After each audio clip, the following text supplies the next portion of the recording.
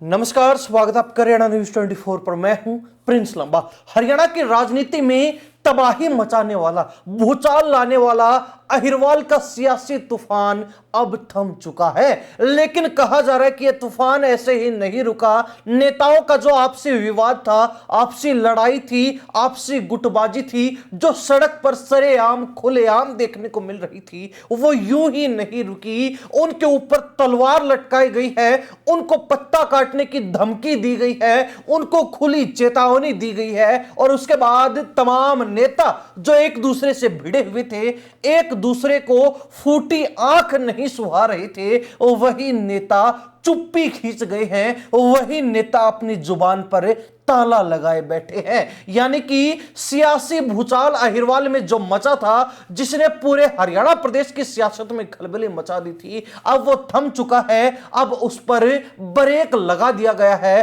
अब उस सियासी तूफान के ऊपर पूर्ण विराम लगा दिया गया है। आपको बता दें कि हरियाणा प्रदेश में चर्चा उसी समय जोर शोर से शुरू हो चुकी थी जब दिल्ली के अंदर बीजेपी के नए अध्यक्ष के रूप में नितिन नवीन ने कमान संभाल ली थी। और उसके तुरंत बाद ही हरियाणा भाजपा से उन्होंने मुलाकात के लिए, बैठक के लिए कह दिया था। बताया जा रहा है कि इस मुलाकात के दौरान मुख्यमंत्री नायब सैनी मौजूद थे, बीजेपी हरियाणा प्रदेश अध्यक्ष मोहन लाल बड़ौली और संगठन मंत्री फणींद्र नाथ शर्मा इस मीटिंग में मौजूद थे। और वहां पर सबसे पहले और सबसे आखिरी चर्चा यही हुई कि अहिरवाल में क्या चल रहा है, अहिरवाल के नेता ये क्या कर रहे हैं, अहिरवाल के नेता क्यों सड़क पर खुलेआम सरेआम एक दूसरे की जड़ें काटने पर, एक दूसरे की नाक कटवाने पर तुले हुए हैं। जिसका जवाब था कि सभी नेताओं के बीच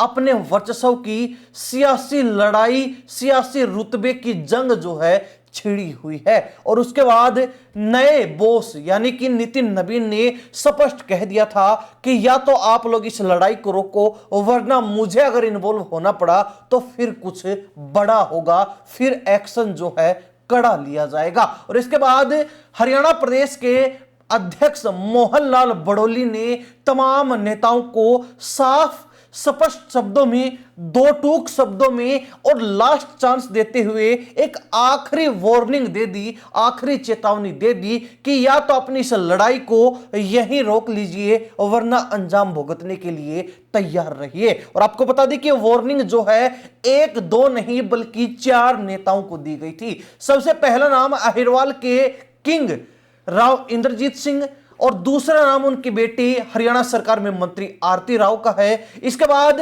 यह वार्निंग जो है हरियाणा सरकार में मंत्री राव नरबीर सिंह और पूर्व मंत्री और पूर्व विधायक नांगल चौधरी से रहे अभय यादव को दी गई है, क्योंकि इन नेताओं के बीच ही आपसी टीका टिप्पणी चल रही थी, आपसी जुबानी वार चल रहे थे, एक दूसरे पर सियासी तंज जो है कसे जा रहे थे। और इन्होंने साफ दर्शा दिया कि कांग्रेस जैसे हालात भाजपा में भी है, बस फर्क इतना है कि बीजेपी को अपने ये जो आपसी गुटबाजी के हालात हैं वो बखूबी छुपाने आते हैं और कांग्रेस को ऐसा करना आता नहीं है। और बीजेपी ने एक बार फिर वही प्रेशर पॉलिटिक्स का रास्ता अपनाते हुए हर नेता की जुबान पर ताला लगा दिया है, चारों नेताओं को चुप्पी साधने पर मजबूर कर दिया है। चाहे राव इंद्रजीत सिंह हो, चाहे आरती राव हो, चाहे राव नरबीर हो या फिर अभय यादव हो, सभी नेताओं ने एक तरीके से मुंह पर उंगली रख के और यह कह दिया है कि अब वो कुछ नहीं कहने वाले, अब वो कुछ नहीं बोलने वाले,